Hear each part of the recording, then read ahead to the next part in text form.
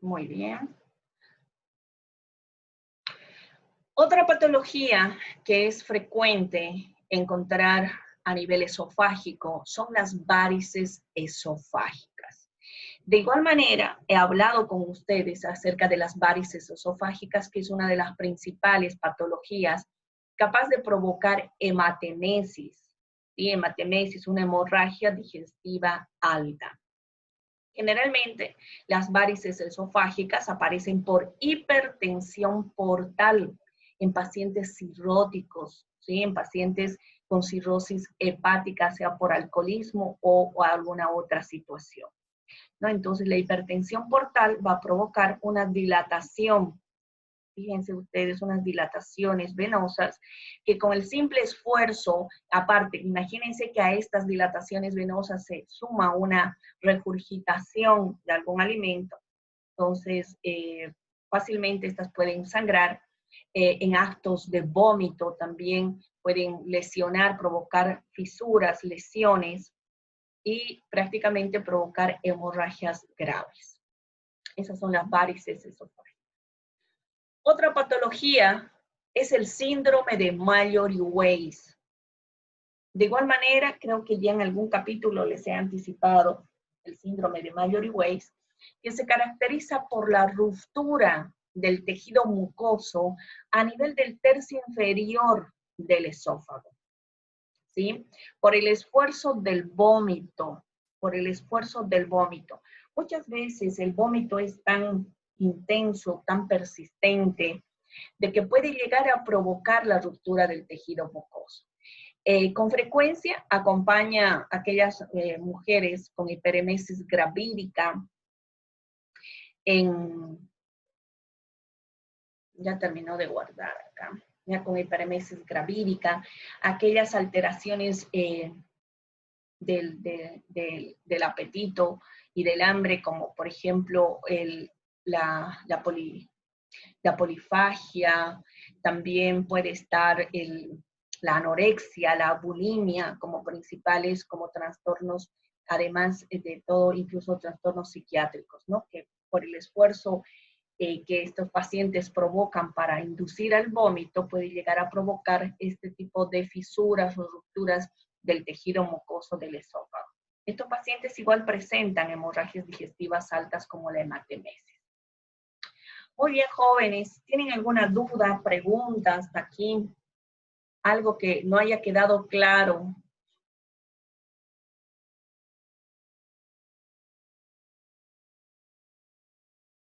Algo no ha quedado claro, chicos.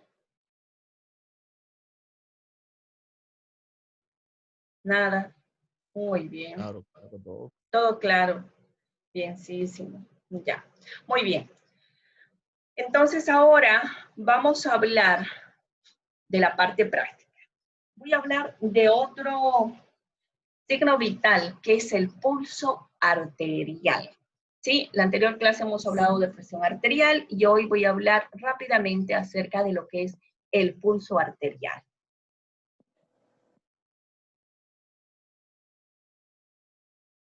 A ver, no quiere. Ahí está. Muy bien. Primeramente, ¿qué es el pulso? El pulso, jóvenes, es una sensación de expansión que se verifica periódicamente al comprimir una arteria sobre un plano resistente, ¿sí? Que coincide con los latidos del corazón. Vamos a analizar un poquito la definición, el concepto de lo que es el pulso arterial. Claramente nos dice que es una sensación de expansión. Por eso, miren, yo les he conseguido algunas imágenes para que ustedes vean e imaginen cuando ustedes empiezan a controlar el pulso, ¿qué es lo que ustedes van a percibir? Van a sentir una sensación de una onda expansiva, ¿sí? Que se verifica periódicamente, coincidiendo con los latidos del corazón, pero necesariamente debemos comprimir la arteria sobre un plano resistente. ¿Cuál es el plano resistente? El plano resistente generalmente llega a ser una superficie ósea, el hueso, ¿sí? Ese es el pulso arterial.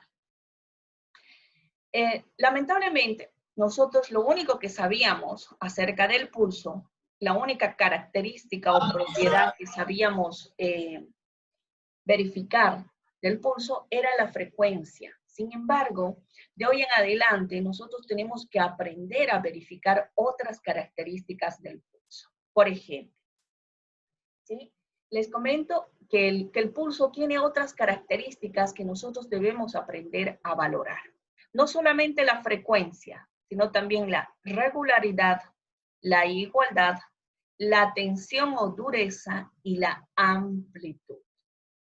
Si nosotros, yo les he hecho un memotécnico para que ustedes no se olviden, que viene acá con el nombre de FRITA, de frecuencia, regularidad, igualdad, tensión o dureza y amplitud, para que no se olviden, ¿sí? ¿Qué es la frecuencia? Como ya les había mencionado, la frecuencia del pulso era una de las únicas características que sabíamos controlar o valorar cuando revisamos el pulso. La frecuencia del pulso es el número de latidos o pulsaciones por minuto que depende esencialmente de la frecuencia cardíaca. ¿Sí? Entonces es el número de latidos o pulsaciones por minuto. Ahora, ¿de cuánto a cuánto? ¿Cuál es el parámetro de normalidad de la frecuencia del pulso? Al igual que la frecuencia cardíaca, jóvenes, al igual que la frecuencia cardíaca, porque depende de la frecuencia cardíaca, la frecuencia del pulso debe oscilar de 60 a 80 hasta 100 pulsaciones por minuto. Vamos a considerar como parámetro normal. Ahora, muchos de ustedes me dirán, pero doctora, ¿por qué no decimos directamente de 60 a 100 pulsaciones por minuto? ¿Sí? Hay muchos libros de cardiología, ¿sí? Hay mucha bibliografía de cardiología que va a decir directamente de 60 a 100 pulsaciones o latidos por minuto se considera como un parámetro normal. Sin embargo, por experiencia, ¿sí? Yo todavía sigo manejando de 60 a 80 y en algunos pacientes hasta 100 como un parámetro normal. ¿Por qué? Por experiencia les digo que hemos visto pacientes todavía, y por eso que muchos todavía anda en mucha discusión esta situación, porque hay pacientes que vienen a la consulta de emergencia y dicen, doctor, siento que mi corazón está latiendo muy rápido, siento que se me quiere salir, ¿sí? Estoy muy agitado, no puedo respirar. Y se les controla la frecuencia cardíaca y resulta que están con 92, 96 por minuto. Joven, si yo me baso enteramente en este concepto y digo, no, pero de 60 a 100 es un parámetro normal, usted tiene 92, no tiene absolutamente nada, se va a su casita y se aguanta, ¿se dan cuenta? No es así. La clínica y la sintomatología es muy importante y es lo que manda en este tipo de circunstancias. Si el paciente te dice que está muy agitado, que siente que está latiendo muy rápido su corazón, ¿sí? Es porque evidentemente para ese paciente 90, 92, 96 latidos por minuto es una frecuencia acelerada. Y como que en ese tipo de pacientes generalmente los ponemos en reposo, les damos alguna medicación y resulta que su frecuencia basal, ¿sí? Lo normal de ese paciente resultó que era 60, 65 latidos por minuto y obviamente 90 para ese paciente ya era considerado como una frecuencia acelerada. Entonces, todavía nosotros tenemos que contemplar la clínica y la sintomatología. Entonces, ¿qué podemos decir respecto a esto? De 60 a 80 como un parámetro normal y en algunos pacientes hasta 100 pulsaciones por minuto, la vamos a considerar como un parámetro normal siempre y cuando el paciente no presente ninguna signo sintomatología. Habemos personas, chicos, ¿sí? Que bueno, el pulso, la frecuencia normalmente es acelerada. Dime, ¿quién me está hablando? No, no, es que yo le iba a decir, digamos, una vez yo le medí la presión a mi hermano y no es que ahí sale también lo del pulso en esos, Ajá, la los que son frecuencia. digitales, ¿sí? Ya, su presión estaba como 110, 80 y su pulso estaba entre 87, casi llegar a 90 y él estaba tranquilo ahí sentado. Exacto. Entonces, en esas personas podemos considerarlo como un parámetro normal. Miren, miren, chicos, sin ir muy lejos. Por ejemplo, yo soy una persona súper acelerada. Soy una persona súper acelerada. Y como yo, hay varias personas, porque en la práctica, generalmente yo llevo mi oxímetro de pulso, los chicos llevan su oxímetro de pulso. Aquí yo tengo mi oxímetro de pulso, no sé si lo van a poder ver. Vamos a intentar, vamos a hacer todo lo posible acá. Y resulta de que normalmente mi frecuencia es 88 hasta 96 pulsaciones o latidos por minuto. Y yo estoy tranquila, estoy normal. Me he hecho estudios, me he hecho electrocardiograma, de todo absolutamente, porque ustedes saben cómo somos de hipocondríacos los médicos. Miren, ahorita está 93, no sé si van a poder observar. Así, ahí creo que ven. ¿Están viendo?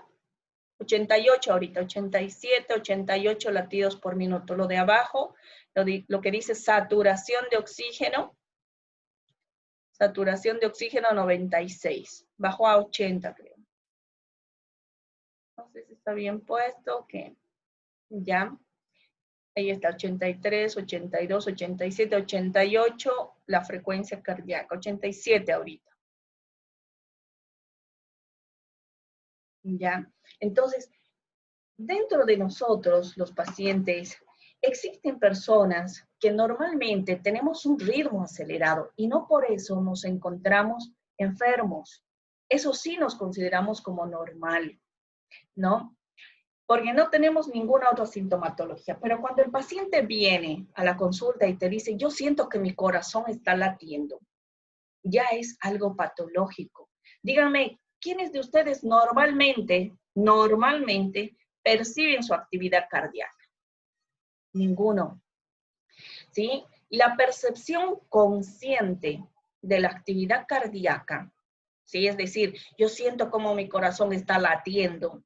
Esa percepción consciente de la actividad cardíaca se llama palpitaciones. Y la palpitación, ojo, que es algo muy desagradable, ¿no? Es como dice el paciente, siento que se me quiere salir por la boca el corazón, estoy muy agitado, no puedo respirar. ¿Se dan cuenta? Entonces, ya es una alteración de la frecuencia o de alguna otra circunstancia a nivel del cardíaco. Bueno, hablando exclusivamente del pulso, estoy hablando del pulso, ¿sí? Cuando la frecuencia del pulso se encuentra por encima de parámetros normales, se denomina taquisfigmia. Taquis significa rápido y figmia significa pulso. Si es que estuviera hablando del corazón, es decir, si yo estoy controlando el corazón con mi estetoscopio, voy a llamarlo taquicardia. Pero si estoy controlando el pulso, se llama taquisfigmia. ¿Sí? Todo lo contrario, cuando la frecuencia se encuentra por debajo de su parámetro normal, o sea, es decir, por debajo de 60, se llama bradisfigmia. Brady significa lento y figmia significa pulso, un pulso lento. Si estuviera controlando el corazón, se llama bradicardia. Pero no se les ocurra, jóvenes, ¿no? Se ponen su estetoscopio, se ponen a escuchar el corazón y dicen, está taquicárdico, puede ser. Y ustedes se ponen a controlar el pulso y dicen, está taquicárdico. No, es taquisfígmico. Ustedes no están controlando acá el corazón, están controlando el pulso. Alguien me dijo, doctora, ¿puedo controlar el pulso y copiarlo al corazón? O sea, la frecuencia cardíaca. Yo le dije, no, ¿cómo puedes hacer eso? ¿Sí? Controlando el pulso, vos no vas a poder escuchar algunas alteraciones cardíacas. Así que tenemos que darnos un poquito de tiempo y controlar el pulso y la frecuencia cardíaca de forma independiente. La frecuencia del pulso tiene algunas variantes. Puede variar, por situaciones fisiológicas o situaciones patológicas. La más importante en considerar dentro de las fisiológicas es la edad del paciente. Por ejemplo, debemos recordar que los pacientes, dependiendo de la edad, ¿sí?, la frecuencia del pulso puede variar. Los fetos, o sea, es decir, en la vida intrauterina, ¿sí?, la frecuencia cardíaca y la frecuencia del pulso debe oscilar entre 120 y 160 pulsaciones por minuto. En los neonatos, ¿quiénes son los neonatos? Son los recién nacidos hasta los 28 días. Debe oscilar entre 130 y 140 pulsaciones por minuto. En los lactantes menores de 2 años, entre 110 y 130 latidos por minuto. Los lactantes mayores, los preescolares, los que van al kinder, entre 90 y 110 pulsaciones o latidos por minuto. Y por último, en los pacientes adultos, ¿sí?, ahí entramos nosotros, ¿sí?, de 60 hasta 100. Aquí dice, ¿no?, hasta 100 latidos por minuto. Pero ustedes ya saben que mucho va a depender de la clínica y de la sintomatología. Va a depender de su rango de edad, va a depender de muchos factores para que yo considere que este es un parámetro normal.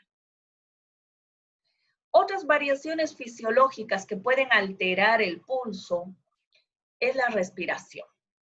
La respiración, la edad, ya les he dicho, el sexo, la talla, ¿sí?, el ejercicio físico. Imagínense controlarse el pulso después de un partido de fútbol, la excitación, las emociones. Ahorita se me ocurre, digamos, hablarle a alguien, le digo, respóndame esto, ¿no? Y a lo mejor está durmiendo. Imagínense no, o está medio somnoliento ahí, ¿no? La emoción en la cual se va a someter, ¿no?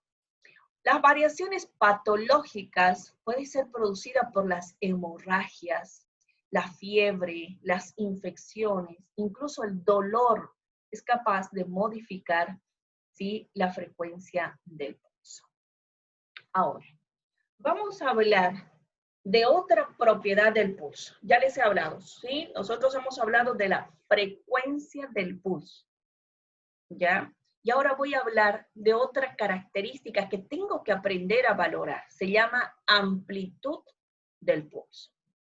La amplitud se reconoce al tacto, ¿sí?, al tacto, a la magnitud del movimiento de expansión. ¿Se acuerdan? El semestre pasado hemos visto en la parte teórica esto, ¿sí? Pero ahora les estoy repasando porque yo tengo que enseñarles la técnica correcta de controlar el pulso, ¿no? Entonces, cuando decimos tiene un pulso débil, tiene un pulso bien fuerte, en realidad el término correcto es un pulso magno o es un pulso parvo, ¿no? Disminuido, débil, un pulso fuerte, importante. Se llama pulso magno y este se llama pulso parvo.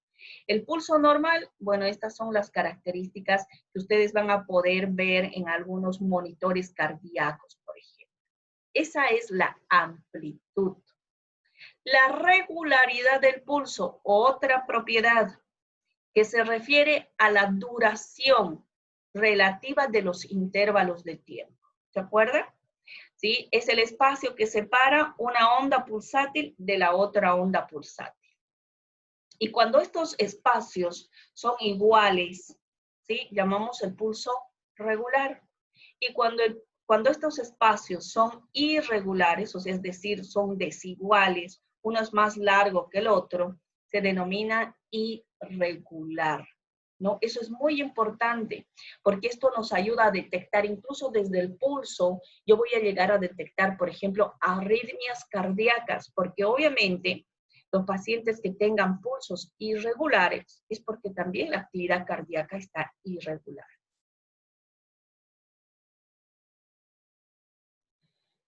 La igualdad del pulso, otra propiedad, ¿sí?, que se refiere a la igualdad de amplitud del pulso, ¿sí?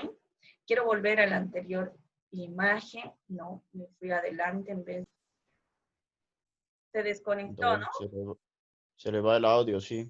Sí, se desconectó un ratito. No sé qué es lo que ha pasado. 2 veces ya me ha pasado esto. Muy bien. ¿Sigue grabando? Sigue grabando. Muy bien. Les decía, en la regularidad del pulso, nosotros valoramos el intervalo de tiempo que existe entre una onda pulsátil y la otra onda pulsátil. ¿Sí? En cambio, en la igualdad del pulso, vamos a valorar la amplitud de la onda pulsátil. ¿Sí? O sea, que todas sean idénticas, que tengan el mismo grado de amplitud. Imagínense una onda pulsátil con diferentes amplitudes, ¿no? Se llama pulso igual, cuando obviamente la amplitud es idéntica de una y otra onda pulsátil. Se llama pulso desigual cuando existe un pulso magnus, un pulso parvus, un pulso parvus, un pulso parvus, otra vez un pulso magnus. Obviamente es un pulso desigual y el pulso desigual es catalogado como patológico. Fíjense, esta es la técnica correcta de controlar el pulso con 3 dedos, siempre que se pueda, y gracias a Dios en los pulsos más importantes se puede utilizar 3 dedos. La tensión o dureza es otra propiedad del pulso que se aprecia, ¿sí?, sobre la fuerza que debemos ejercer sobre una arteria, hasta que ésta pueda desaparecer. Si nosotros recordamos un poquito de lo que es presión arterial, y se acuerdan que les dije, vamos a insuflar hasta que desaparezca el pulso, lo que se trata, la tensión o dureza, es prácticamente de la apreciación de la presión máxima o sistólica de la presión arterial. Entonces, esta tensión o dureza es prácticamente la apreciación de la presión máxima o sistólica. ¿Sí? Ahora sí, vamos a hablar de las técnicas correctas de palpación. Algunas recomendaciones que tenemos que tomar en cuenta. En primer lugar, no se debe utilizar el dedo pulgar. Ustedes saben que tiene una arteria gruesa, que de solo comprimirla con cualquier superficie, ustedes van a percibir un pulso. Debemos utilizar de preferencia el dedo índice, el dedo medio y el dedo anular. 3 dedos, ¿sí? En alguna oportunidad vamos a utilizar 2 dedos, pero la mayoría de las veces, y la más importante, es utilizar 3 dedos. Al aplicar la presión sobre una arteria, debemos evitar en lo posible de no ocluirla, de no obstruirla por completo, ¿ya? Y encontrar el pulso periférico a menudo, ¿sí?, supone cómo está el pulso central normal. Ahora, ¿cuáles son los pulsos centrales y cuáles son los pulsos periféricos? Los pulsos centrales son los pulsos que están próximos al corazón. Por ejemplo, tenemos, ¿sí?, imagínense acá el corazón, tenemos el pulso carotídeo, que es considerado como pulso central, el pulso femoral, ¿sí?, el pulso femoral, el pulso apical que vamos a encontrar en el vértice del corazón. Entonces, son algunos pulsos, ¿sí?, que están próximos al corazón. El subclavio también es considerado como pulso central. Los pulsos periféricos son los que se encuentran en las extremidades, que están alejados del corazón. Aquí están algunas imágenes, y ahorita las vamos a describir una por una, ¿sí?, donde podemos percibir un pulso. Tenemos el pulso carotídeo, fíjense, el aórtico, el femoral, el popliteo. Fíjense la técnica para controlar el pulso popliteo, el tibial posterior, el pulso perio, el cubital, el radial, el humeral profundo, el axilar y el subclavio. Ya. El pulso temporal, ¿sí? El pulso temporal se encuentra sobre la articulación del maxilar y frente al trago. Para esta solamente vamos a utilizar 2 o un solo dedo, debido a que el trayecto de esta arteria es muy cortita y no nos permite utilizar más de esos dedos. ¿Listo? El pulso carotídeo. El pulso carotídeo vamos a encontrar prácticamente en todo el trayecto del borde anterior del músculo esternocleidomastoideo, pero es ideal localizarlo en el tercio medio. El pulso braquial, eso les he explicado cuando estábamos hablando de presión arterial. El pulso braquial se localiza en el tercio inferior, borde interno del músculo, ¿sí? Bíceps braquial. Incluso les he mencionado sobre una técnica, ¿no? Que deben hiperextender el brazo para poder, ¿sí? Localizarlo mucho más fácilmente. El pulso radial. El pulso radial que está localizado en el canal del radio. Es importante, jóvenes, siempre, para que ustedes no se me pierdan, ¿sí? Localizar primeramente el dedo pulgar, la base del dedo pulgar y posteriormente el canal del radio. Este canal del radio tiene una arteria gruesa, que es la arteria radial, el cual nos permite, fíjense, utilizar 3 dedos para controlar de forma adecuada el pulso. El pulso femoral, también conocido como pulso inguinal, está localizado justo en medio de la línea inguinal o del arco crural, a este nivel, al medio. Aquí también voy a utilizar 3 dedos. Tenemos el pulso popliteo. El pulso popliteo. Fíjense, aquí está la técnica con la pierna. Aquí el paciente está de cúbito dorsal, ¿sí? Y la pierna ligeramente flexionada. El médico examinador debe abrazar con ambas manos la rodilla y solamente una se va a encargar de localizar el pulso de la arteria poplitea. Si el paciente está de cúbito ventral, aquí vamos a localizar primeramente el hueco popliteo, que tiene la forma de un triángulo, y justo en medio, ¿sí? Con 3 dedos voy a localizar el pulso popliteo. ¿Sí? El pulso de la arteria tibial posterior, ¿sí? Tibial posterior. Está localizado justo por encima, un poquito por encima y por detrás del maleolo interno. Esto es el tobillo, maleolo interno. Fíjense, aquí está el dedo gordito del pie, el dedo hallux, ¿sí? A ese nivel vamos a encontrar el pulso tibial posterior. Por último, tenemos el pulso pedio. El pulso pedio está localizado en el primer espacio interóseo sobre el dorso del pie, ¿sí? Debido a que es una arteria de trayecto corto, porque después se vuelve mucho más profunda, podemos utilizar 2 dedos para poder localizar. Ese es el pulso pedio. Ahora, ¿dónde radica la importancia del estudio de los pulsos? Yo el semestre pasado les he comentado, pero voy a aprovechar nuevamente y recordarles, porque tengo una alumna nueva que probablemente no ha visto esta parte. Así que voy a comentarles un poquito y rapidito cuál es la importancia del estudio de los pulsos. ¿Por qué les he enseñado a localizar el pulso en diferentes lugares del organismo? Una vez llegó una pacientita que tenía un antecedente patológico muy largo, ¿no? Esta paciente había sido sometida a una cirugía, a una histerectomía total, debido a que presentó cáncer de endometrio, ¿ya? Semanas después de esa cirugía, la paciente vino a la consulta médica de emergencia presentando dolor en las extremidades inferiores, pero un dolor muy agudo, muy intenso, ¿no? A tal extremo que prácticamente la metieron en una silla de ruedas, no toleraba sentar las piernas. Entonces la pusimos al examen físico. Primero, a la inspección. ¿Qué es lo que pasaba con esas extremidades?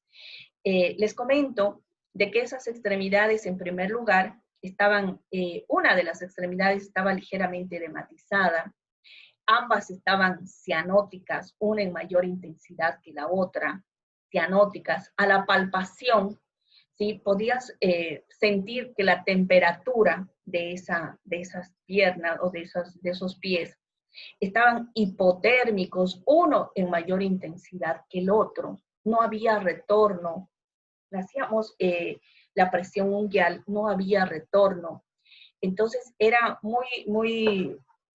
tenía muy mal pronóstico, ¿no? Todas esas características. Les pedía a los chicos que me busquen el pulso perio, tibial posterior y el popliteo. No, era increíble de verlos a los chicos, de verdad. Me dio mucha pena, porque resulta que el pulso perio me la buscaban en el pulpejo de los dedos. Imagínense. Voy a volver a esta imagen. Acá. Y resulta que empezaron a buscar el pulso perio ahí, en el pulpejo del dedo hallux, del otro dedo, del segundo, tercer, cuarto dedo, ¿no? ¿Qué pasó con el pulso perio, chicos? ¿No? Se olvidaron. No sé, yo a veces creo de que ustedes mandan al archivo todas las, porque esto sí o sí les han debido enseñar, ¿no? Entonces, lo que pasa es que ustedes archivan esta información porque creen y consideran que no es importante. Sin embargo, y por eso es que yo siempre les hablo de la importancia de conocer, por ejemplo, en los lugares donde puedo ubicar los pulsos para que ustedes sepan cuál es la importancia que tiene. Obviamente no es la única, ¿no? Son varias patologías que nos van a ayudar, ¿sí? a diagnosticarlas gracias a la ausencia, por ejemplo, del pulso perio. En esta pacientita había ausencia del pulso perio, ¿sí? En ambas extremidades, lamentablemente. En el lado derecho, el pulso tibial posterior estaba ausente, en el lado izquierdo presente, y bueno, esa era la situación. Le llamamos al cirujano vascular, ya vino con un equipo, con un Doppler, en el cual prácticamente, sí, ya con ese equipo pudimos cerciorarnos de que realmente había ausencia de los pulsos. ¿Cuál era el diagnóstico de mi paciente? ¿Sí? Mi paciente tenía una trombosis arterial y venosa, chicos. Una trombosis arterial y venosa. Obviamente a esta paciente la sometieron a un tratamiento en base a anticoagulantes. Y el cirujano decía, si no remito en 24 horas, yo tengo que entrar a operar. Y si no se remite esto incluso podría terminar en una amputación. Imagínense la gravedad de este tipo de circunstancias. Entonces, es importante conocer dónde están localizados los pulsos. Bueno, les voy a mostrar un videíto que les he preparado. Un videíto que les he preparado para que ustedes vean la técnica correcta de controlar el pulso. Ojalá nos alcance el tiempo, chicos. Antes. No me van a escuchar el audio. Espérenme un ratito. Tengo que dejar de compartir y compartir de nuevo. Estoy tratando de apurarme y es grave. Acá. Exacto. Ahora sí.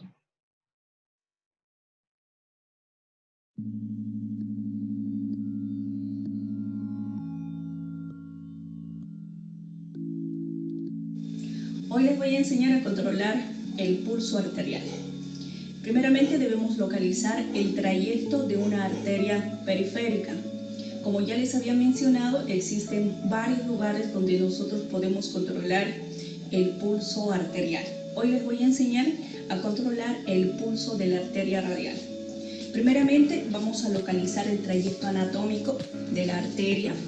Como ya les había indicado en algún otro video, es importante localizar el canal del radio y nos vamos a ubicar por el dedo pulgar de la mano. Una vez localizado el canal del radio, dependiendo del trayecto superficial de la arteria, puedo utilizar 1, 2, hasta 3 dedos. Mientras más largo es el trayecto, me permite utilizar 3 dedos para tomar de forma correcta el pulso. Este es el trayecto de la arteria radial y voy a utilizar 3 deditos. Esta es la parte que es la que se aleja un poquito del centro del corazón y esta es la que se aproxima. O sea, esta es la parte distal y esta es la parte proximal. El primer dedito, que se encuentra en dirección a la parte proximal, justo en el canal del radio, debe presionar un poquito fuerte sin ocluir completamente el trayecto de la sangre. El tercer dedito va a presionar en menor intensidad que el primer dedo. El objetivo de presionar una arteria es para que ésta disminuya su calibre y aumente la presión arterial de este segmento. En cambio, el objetivo de este tercer dedito es de prácticamente soportar la cantidad de sangre que ha sido impulsada debido a la obstrucción parcial que yo estoy provocando. Y el tercer dedito es la que se va a encargar de sentir la onda pulsátil. Si nosotros utilizamos esta técnica, ponemos un dedito apretando un poquito fuerte, el tercer dedo en menor intensidad y el dedo del medio, el que se va a encargar en sentir la onda pulsátil, ustedes van a poder percibir una onda pulsátil mucho más magnificada,